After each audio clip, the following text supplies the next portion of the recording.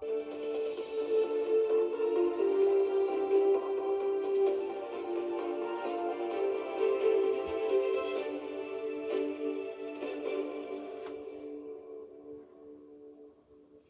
evening. A breast cancer patient has called for real and lasting changes following a damning report into breast cancer services across Durham and Darlington. Early this week, County Durham and Darlington NHS Foundation Trust apologised after the review found some women came to avoidable harm, including delayed diagnoses and unnecessary surgery. Helen Ford has spoken to one woman about the treatment she received.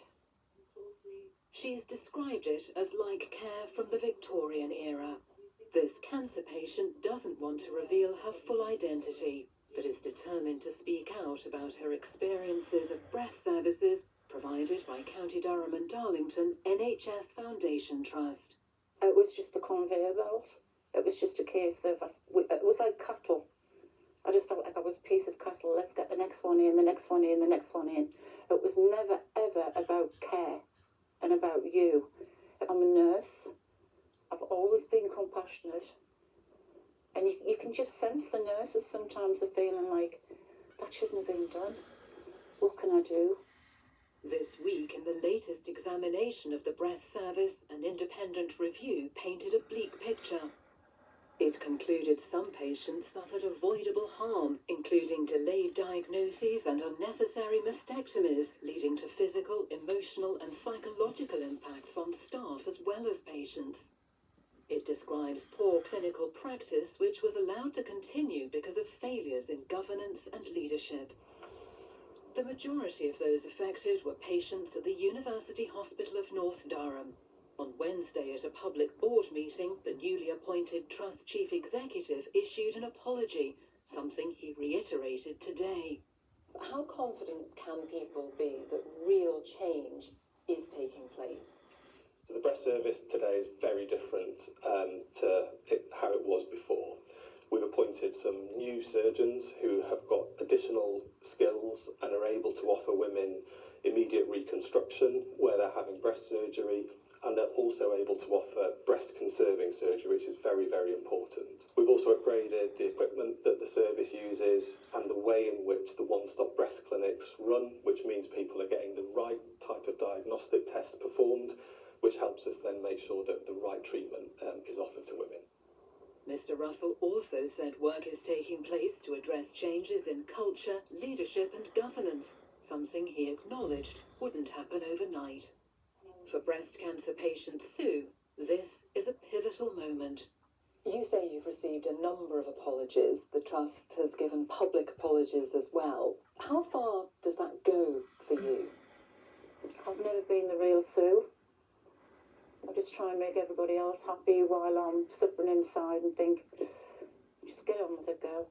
But now I'm actually seeing justice, and this is going to be closure for me. If I can help another lady, then I will.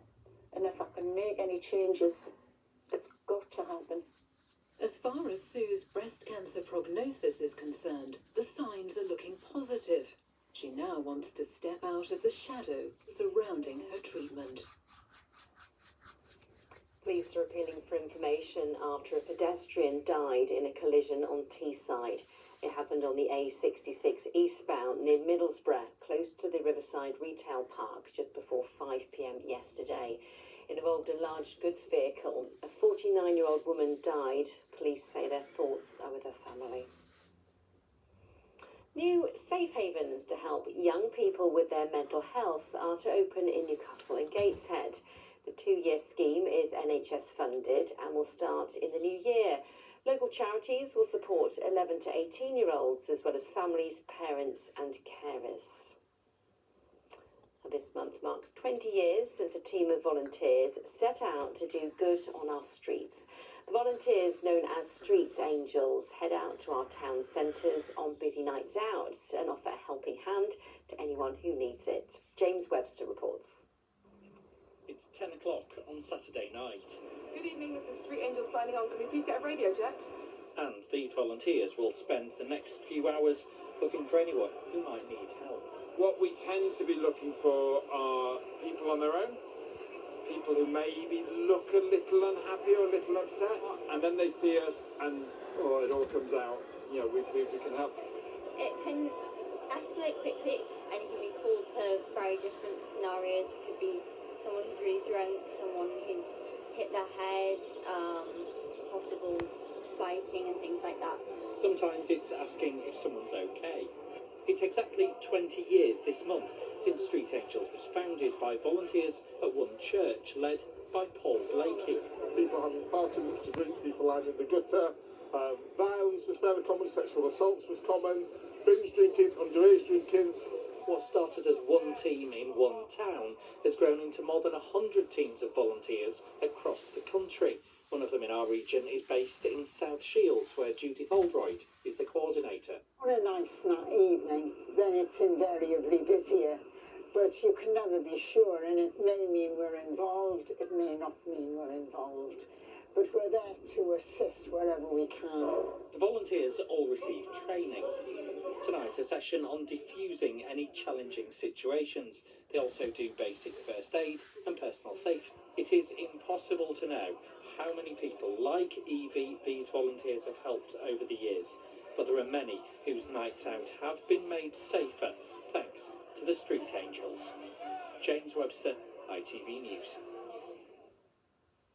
And from Hollywood to Harrogate and beyond, you might have spotted stars of the big screen in the back streets of towns including Knaresborough and Harrogate earlier this year. Well, they were there to film a Christmas comedy film called Tinseltown. It's got an A-list cast including Rebel Wilson and Danny Dyer, as Helen Steele reports. There is one thing knocking around.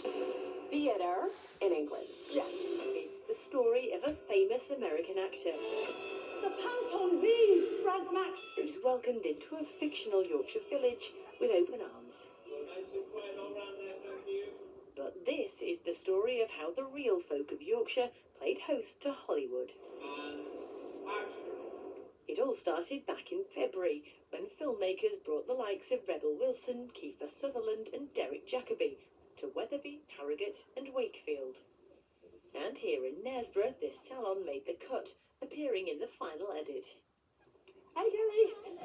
I hear they were filming just out there, and you were desperate to get your hands on the hair. Yeah, that's right. So why don't we do yours today? Amazing. Fabulous. Come on over. Tell me all about it. We didn't know the name of the film. We were just asked to sort of keep our Christmas decorations up. Got that? Bring trolleys in, please. A lot of what you saw was Rollies coming out because of the weather, wasn't it? Yeah, we overheard them doing their Yorkshire accents, but the main thing was about getting the brollies back over the hair. But now I do wish I'd have got her in for a hair done. Thank you so much. I'll go and meet your sister now. Is that okay? Yeah, go meet my sister.